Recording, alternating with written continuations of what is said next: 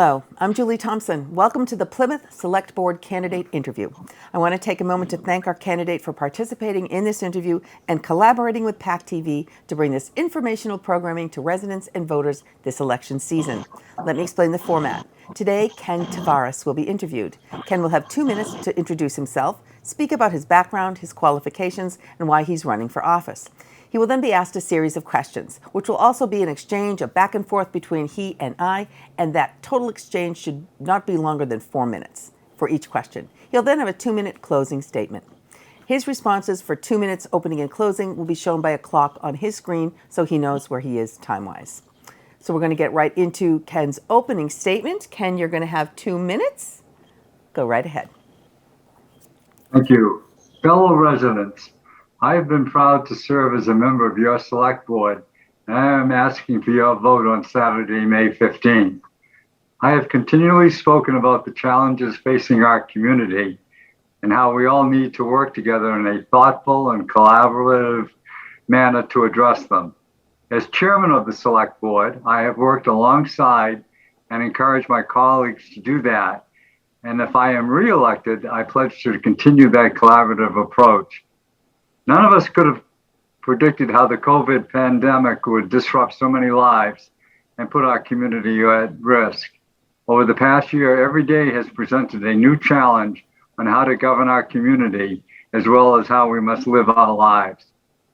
Indeed, we needed to make a quick transition from 10 years of planning for our Plymouth 400th anniversary to doing all we could do to protect our citizens and local businesses. Doing this job has not been easy, and the select board made some very difficult decisions to confront this unprecedented health crisis. But that is what leadership is all about, making the tough decisions for the good of the entire community. We must debate the best way to solve a problem, but my vote has always been to do what is in the best interest of Plymouth. As we start to emerge from the pandemic, I want to use my experience and steady leadership for one more term to ensure that Plymouth remains a vibrant community, ready to withstand any challenge. I have dedicated many years to leading our town, and I have gained valuable experience that I believe will contribute to solving the problems we are facing today. I believe this experience, combined with my dedication and commitment, will allow me to continue to deliver results for the people of Plymouth. I ask for your vote together so we can continue to make Plymouth a great place to live. Thank you. Thank you very much. Okay, so for question number 1, fiscal responsibility is always an issue for town governments. The town budget grows every year. How do you balance the financial needs of the town against the financial burden to the residents? We do that through a thorough analysis. Even before we start the budget, we are so fortunate to have senior staff that are really some of the top people in the Commonwealth of Massachusetts working on our budget. We talk about what we believe the services are that we need to maintain, and we discuss this with all of the individual departments. And then we see what is the revenue? How are we going to raise the dollars and begin to put those together? There are a great many meetings that take place, the advisory and finance committee, the departments, committees, citizens. Together, this budget takes a while, but in the end, we have a balanced budget, and that's what I think Plymouth has done well in the past few years. We have balanced our budget. Okay, so let me ask you something about balancing a budget is one thing, but taxpayers are getting more and more leery about the fact that their taxes keep going up just to maintain the same services. So what can we do to increase income in our town to offset that? Well, I think we make sure that we're taking advantage of every state and federal program, and Plymouth has been very, very lucky in getting a number of grants that we've been able to utilize. That helps on the taxes. Are there any other things aside from grants or things that we could get from a government or from another agency? Any other way that Plymouth can raise money other than through taxes? Well, there are a number of options open to Plymouth. I mean, it's through our fees to make sure that our fees are very competitive with area towns. We do that, and I think measuring the service that we're giving. You know, are there other expenses that we need to cut out? I mean, and that's another part that you look at it. Sometimes you have to just cut in order to maintain the budget. Okay, thank you. Let's go on to question number 2. What aspect of the town of Plymouth government do you think needs fixing the most? What aspect needs fixing the least? And do you feel Plymouth has outgrown its current form of government? I, at this time, do not believe that we've outgrown our current form of government. I have a concern about looking at the charter, and that is that I don't want to see the governance of this town go from 100 and some odd people, which is our town meeting, to probably a council of 15 or less individuals. What happens now is if you want to have a voice in the government, you can do it. Town meeting is open, to everyone, whether you're an elected member or not. And I think that it is serving the town well.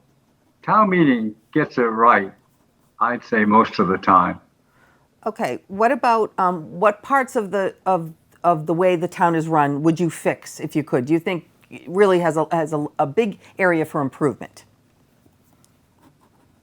Well, I think that it's kind of looking from within. I right now don't think that there are areas that we're especially deficient in, but we always have to kind of self-analyze and look and say, can we do something better? Can it be done for less? Is it a necessary service that we want to, offer our citizens?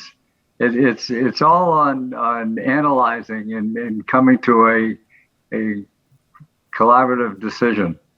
Okay, and do you, aside from, you said that financially the town has a real ability to look at, we have some of the best minds looking at our finances and that whole process. Is that one of the things that you think Plymouth does well?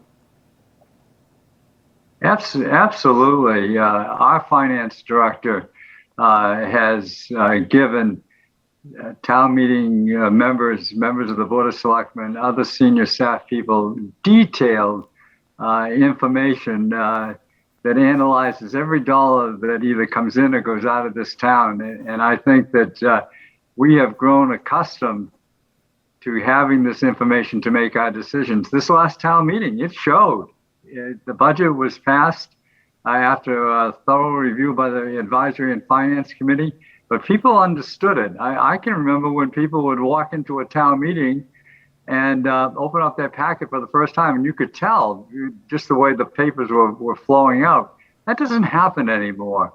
We have town meeting members that are vigilant, and the nice part about it is it's another 100 plus eyes that are looking at it and questioning and wanting responses to their questions. Okay, great, thank you. Let's go to question number 3. And this is about turnover of sitting members of the board. Turnover can be positive or it can be negative. What is your thought on board participation and turnover? Well, it's really up to the voters whether they, want the board members to come back. I think there's certainly something to be said for experience. In my case, I've had a number of years sitting on the board, and there's very little that I haven't seen that hasn't happened before in one way or another. I think if you have the enthusiasm and you want to make the commitment, any board member can serve for a number of years. People are living longer today. Before, if you were 75, 80 years old, they'd say, time up. That doesn't happen now. What about new ideas, fresh blood? How do you feel about that entering a board? And what is the positives and what are some of the detriments of having somebody brand new on a board? Well, I think it's always good to have new ideas. It's how you you handle these ideas and bring them forth. I mean, there's nothing wrong with it. I mean, you're not necessarily going to stay someplace for 100 years. I think new people being involved in the government is important, and I've encouraged people to do that. Okay, and how do you feel, or what do you feel qualifications should be for somebody to sit on a board of selectmen in terms of how much knowledge you just have to know about the many different departments in a town, especially the size of Plymouth? Well, what I have said to new members of the board is for the first year, it's like a railroad track. Look and listen, and I think that's important. So much of what we think is wrong with government isn't once you get in there and you start pulling back the various reports and you see how your government functions.